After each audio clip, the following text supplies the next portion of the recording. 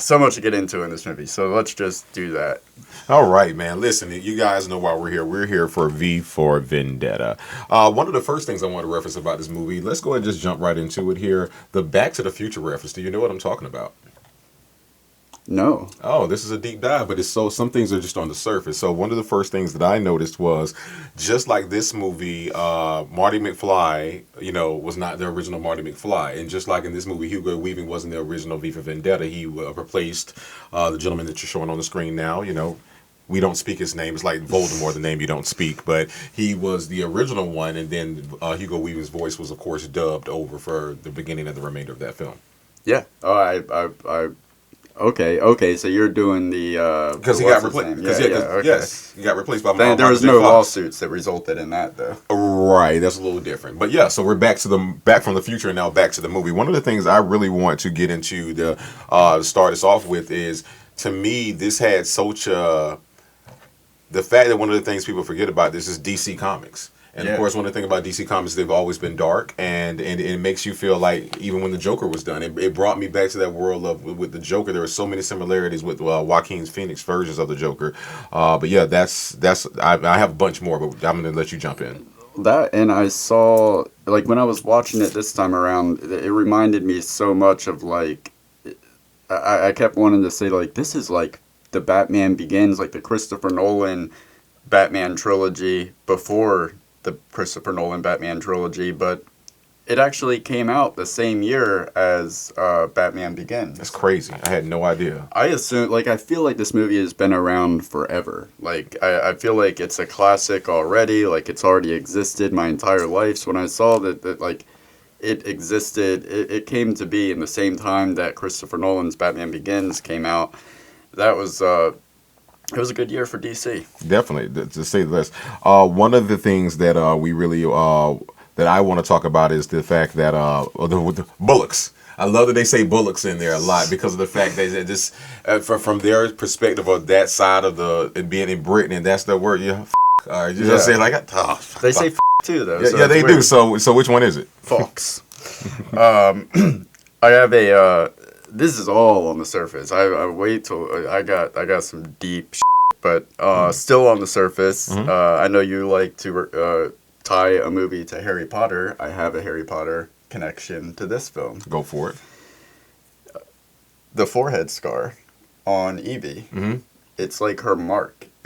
And it's in the shape of a V. Yes, a sideways V, but yes, it is the whole there. And it's what's funny you say about that. It doesn't disappear until the very end. I'm talking about all the way in. Then when she's on the bus, I mean, there's no foreshadowing here. Again, if you haven't seen it, it's too late. When she's on the train, should I say it then? Like, it's no longer there. Like, they make it a point that all her other bruises heal up. Mm-hmm. You know what I'm saying? But that one stays there until almost like the reborn process happens later on in the film. Let's see. So, I want to choose this wisely because there is a narrative here. All right, so one thing that I did think was crazy, and this kind of ties in with V being a very interesting, I'm just going to call him a hero, because I think he is a hero, but he's such a complicated hero. Like, he's introduced by a series of explosions across the city, essentially a terrorist act. And the shit that he does to Evie, when he puts her through the psychological torture, the physical torture, all just to gain her trust. And then it shows that he trusts her right after that because, he takes her up on the rooftop, essentially showing exactly where they are in proximity to everything else. And then right after that, she's like, I'm going to go. And he says, you won't find any locked doors here. Like, at that point, there was a shift in their relationship where he trusted her. But he's such a complicated hero. And when I was reading about this, he's actually more complicated in the book, the novel. The novel, yeah, definitely.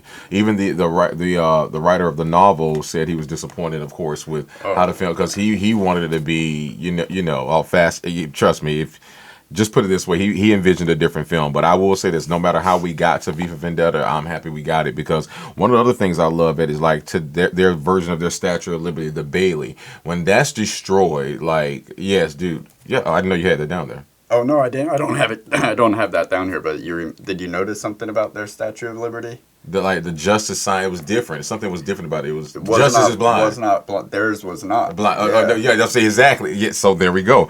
But so he destroyed and don't even get me wrong. Great callback. I mean, not even a callback. The start of the movie. I mean, goodness gracious, is when they tell you like an idea. Can't it's like an idea is bigger. Like that was one of my lines I put down here later, and I don't want to foreshadow. Is like an idea. An idea is great, but it's bigger than man because a man can fail, but an idea can't. An idea lives on. I'll correct myself later. Yeah. Yeah, definitely. I know exactly what you're But talking one of the about. things that to me early on that they fleshed out was the fact that they were like first off, her name's Evie.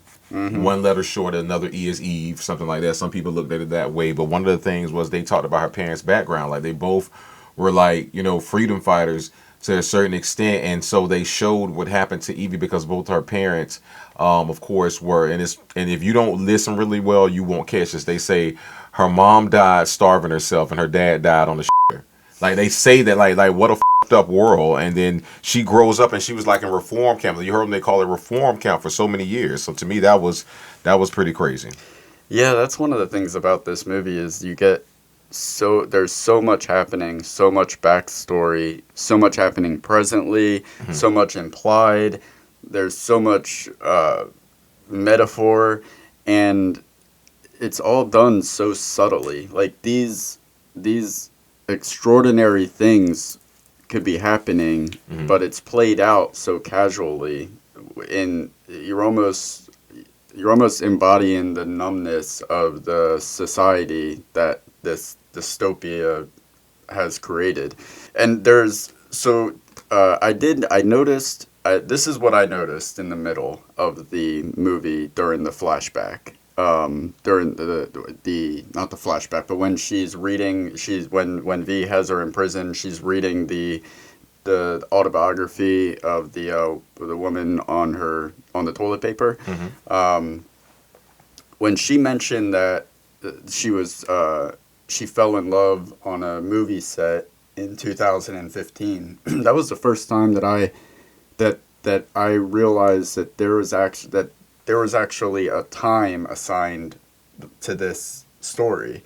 And then I looked like further into it, and it does take place in the 2020s, which of course we're in now. And so I don't want to get too far into the weeds on that because that is a special section in the big facts.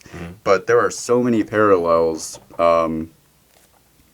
Like they got so many predictions right back in 2005 about what we were in store for in the 2020s, and I won't say any more, but I'll just sum it up with two things. In the beginning, you have that yellow code in effect. This is for your protection coming over the loudspeaker. Like it just rolled up in Walmart or some like that. Exactly, dude, right there. Reminded me of Walmart. That was so eerily reminiscent of being in the Walmart parking lot and hearing, "Stay apart. We're in this together. This is for your protection." It's like, it's always for our protection. 9/11, the Patriot Act. It's for your protection. We're gonna follow everything that you do online for your protection against terrorists. And now we're going to follow who you're in contact with and who you're talking to and where you've been and where they've been to protect you from a virus. And when I almost fell off the couch today when I was rewatching it, and Delia Surridge, the coroner, when they're going through her journal, the damning journal that she wrote, that one line where she's like, "This could be the dawn of a new age. Nuclear power is meaningless in a world where a virus can kill an entire population and leave its wealth intact." Like, hello? I mean, not to mention the fact that we're viewing a movie where in the end everybody had on masks. It's all about the mask. Yeah. Don't get me started. I mean, like I said, we can do it. One of the things. Oh, you already had that. Look at y'all, everyone. Oh, look at you. Okay, wow. Okay. And there's nothing wrong with seriously. I love that. But did you notice the woman's name was Valerie? Of course, starting with V. It starts with V, ends with V. And of course, one of the things y'all really loved about the film was the fact that the domino. The domino was on the train, and that Eve was always the final. Evie was always the final domino. And even if you look at that whole train, even as the train goes away, the back of the train is red. It's like the last domino is falling. Like it's there for it. And so, and another thing is like I said, we never discussed what we are going to do before or the show. Like I said, we always, if anything, now we don't talk about movies in anticipation of talking about the films. And one of the things that I had already that really got to me, and they show it, so it's not necessarily hidden or anything like that, but the monster's born through the fire, she's reborn through the rain. They show you them all coming out to realize, like, at that very, even though they were both from reborn, room number 5, right? And when you see just like what is 5? What is 5? The Roman numeral for 5. Mm-hmm. Hey, listen, you taught me something out there, school system. Anyway, well, actually, yeah, whatever. Learn more in my mythology classes, but whatever. But definitely, and one of the, and like I say, I know you have a lot as well. So what I wanted to, and I guess I should say it now. No, I want to wait, because if I'm right, I'm right. I'm wrong, I'm wrong. But one of the things that that I think people miss was when he did talk about Valerie, was the fact that her favorite rose, and that was the rose he left at every scene. Like, I'm leaving this as in memory of Valerie. That's when Evie finally got, like, this is all for her. Yeah. Like, yeah. Like, she said, like, I feel like out of all the horrible things he was going through, nothing was worse than seeing what they did to her. Like, getting this message from this girl, like, although I'll never meet you, I'll never know you, I love you. Like, oh, yeah. Damn. John Hurt's character was very interesting in this to me, because he's of course the hero of 1984, and in this he's the victim, or in 1984 he's the victim of oppression, and then in this he switches to the polar opposite, where he is the hand of the oppression. He is the oppressor as the chancellor. And it's even crazy, the shot of him looking down at on his staff. His little Resident Evil room of minions. So have you seen 1984? No. Okay, that's going on season 2. Okay. In 1984, that is the shot of Big Brother. Like, he looks just like Big Brother, who is his oppressor in 1984, looking down on him. Mm-hmm. So that's I got one more thing. Me too. And then you want me to go or you go? Yeah, you go ahead. Well, who was the sick? It was a lot of sick motherfuckers in this movie. Who was the sickest in this movie? Oh, Creedy. No? You would. I mean, he's up there. I mean, yeah. I mean, he's right there. I mean, it's only one. And the fact that it is this other person makes him even more creepy, because he didn't have that much screen time as Creedy did. Not as much screen time. Are you talking about Diedrich? Who was that? I don't know who it was. Who was it? Tell me. The guy that Stephen Fry. The guy. He's a closeted homosexual. He's got the. No, he wasn't sick. No, he was actually one of the coolest motherfuckers in the film. Well, he was sick in the novel. That was another difference in the novel. He was pretty twisted. So no, I have no idea. Somebody asked for mercy. Oh yeah, the Chancellor. Yeah, no, that wasn't the Chancellor. That wasn't the. That was the priest. Oh yeah. Yeah. Oh, even after she told him there's some man coming through, he was like, "Oh my goodness, I've never played this game." That's the confession. This is a new one. Even the people that are enabling him, listening, his security staff are like, "Oh my god, what game is he playing this time? What are you doing?" Right, like this movie hit on every paradigm of authority. It was like, "F you." And it's always about how the government and religion is used to oppress the masses. Evie, when she's eating, when he makes her the egg for breakfast, and she's like, I can't even remember the last time I had real butter. And then she's like, where'd you get it from? He's like, I stole it from the train going to the Chancellor. He's like, you stole it from. So that tells you right there, that is. They said it earlier. Add it to the blacklist.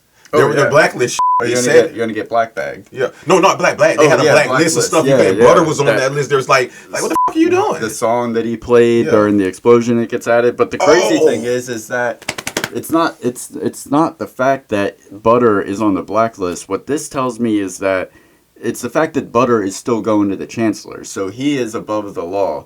And it's also this like He doesn't even believe his own righteous bullshit he's spewing. yeah, and then meanwhile they're getting the masses are getting it's the classic story of have nots. Like what that made me think of, the fact that he's still getting the good butter, and whatever butter she's been getting is obviously insuperior, because you saw her reaction when she had She's like, real butter. like her eyes dilated. Her opioids were like, oh. So what that made me think of is like, so you have everybody else is forced to have subpar, the 1%, the powers that be, they're getting literally the cream of the crop. Mm-hmm. That made me think of, so right now we have countless deaths to COVID-19, and as far as the general public goes, you just have to deal with it and either deal or die. But there's no, when Trump got it, supposedly, whatever, he goes to the hospital. He has this team of doctors that his $750 in taxes paid for, apparently. He has the best team of doctors working around him, and they have him back to work in 72 hours after a positive test. Why, like, that's not available. Like, anybody else tests positive, they're down for minimum 2 weeks. He was back out and on the job in 72 hours after his team of doctors worked on him. So, and nobody seems to be talking about that. How we absolutely live in a society of haves and have-nots. Oh, it trickles down. I mean, it trickles down even from the top. Even when you say, "Hey, listen, the NBA was able to show the whole world how to live." They went and continue the full seasons, like just put everybody under their own little bubbles. We'll isolate it. We'll be good. Like they literally went. No other sport has been able to do it. Mm-hmm. You know what I'm saying? Like I just go. It's not about sports, but my point is they, and not only just that, they are being able to figure out how to live like through it like that way. It was more so of also how many rapid tests they were getting. Like I said, the trickle down effect. So there are rapid tests, there's rapid test, and there's this insta test. Yeah. Insta fix. But to your point, how that translates to this was the fact that they told you, like you say, they used, you heard what they said, let's not even attack another country with the virus. Let's do it here. Mm-hmm. Because do it here, we'll wait, and then miraculously after the election, he becomes a savior. We're talking about V For Vendetta. This is exactly. That's a perfect segue. Do you have any other talking points? Well, last thing I wanted to make sure. Oh yeah, there's just something really quick was of course I'm pretty sure you'll touch on it later, but just like with most films, the time on clocks means something. 90% of the clocks had the V shape throughout the film. Definitely caught that.